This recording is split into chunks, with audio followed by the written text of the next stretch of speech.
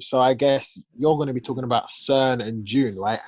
And normally what I do is ask a question, and then it just is quite organic. Like I don't Yeah. have any kind of pre Yeah, yeah, ideas or anything like at the moment. And then the next interview that we do, I'll be able to come with more specific questions, and then yeah, yeah. check, because I would have taken what you said and then I would have done some research. So yeah, I think the easiest way to start this one, obviously we've done the CERN project already, which is good because it means we can kind of skip a lot of stuff. Yeah. But I guess when I was doing the CERN thing, it was kind of just understanding what are you doing Mm. in general. Whereas now, I think I want to know specifically with CERN, and you said the Dune experiment. I think I'm interested in what do you do at those two places, and then how does that link to like our understanding of the universe or the origins of the universe? So obviously, Yeah. things like the Higgs, we don't really need to go into crazy detail on, Yeah. but if there's anything else that we didn't cover last time, and June, for example, I have no idea about that. So I don't know what Yeah. I don't know what you. Yeah, I guess explain kind of what it is that you're doing at the moment. Yeah. Okay. So yeah, I think in terms of like um, origin of the universe stuff Yeah. at CERN. So one of the big things we that we're kind of researching is this thing of CP violation. Okay. Yeah. The Yeah. antimatter stuff.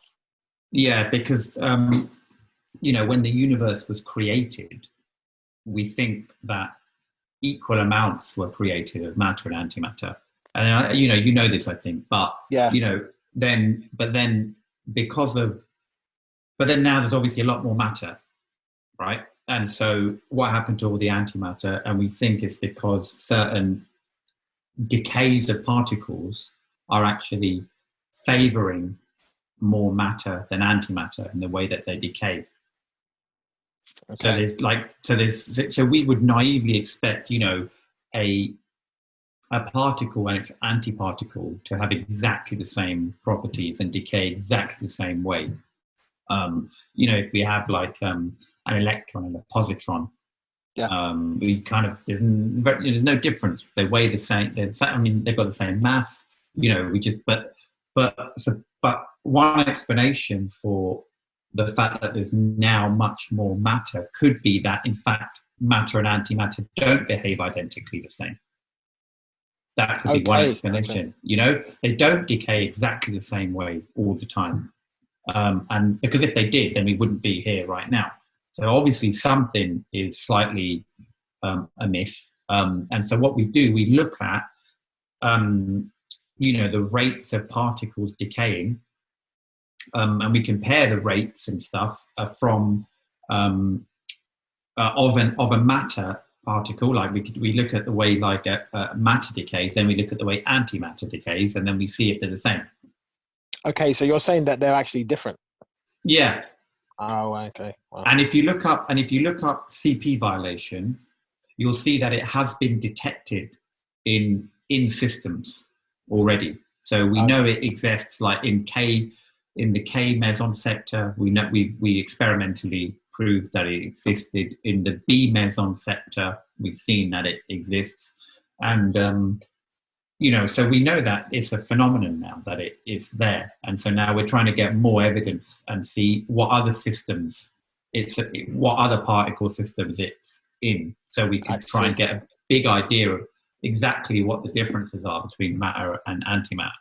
And is that at which one is the one that does?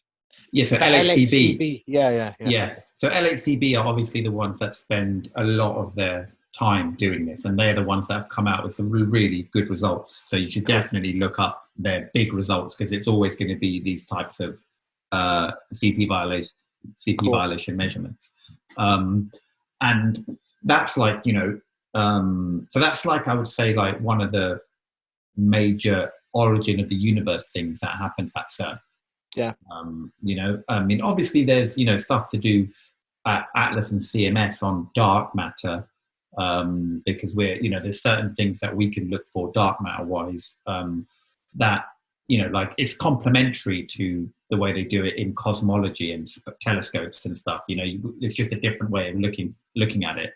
And so would you say it's like, I guess it's experimental, right? But what is it you're Yeah. doing that enables you to look at dark matter? Or, So we have, we got really powerful tools, which are, we can, I don't know if you remember this from the first time round, but we have the ability after a particle collision,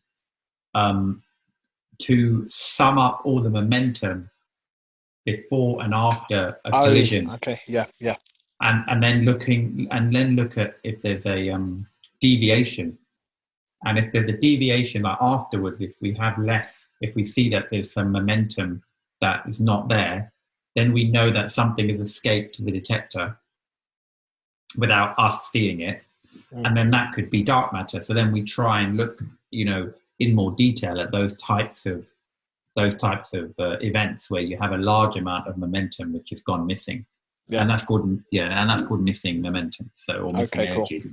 So that's one way that we look at dark matter, at Atlas and CMS. And there's a lot of effort going into that now. And then the other thing, so that's like CERN, in terms of, those are kind of big origin of the universe type things at CERN.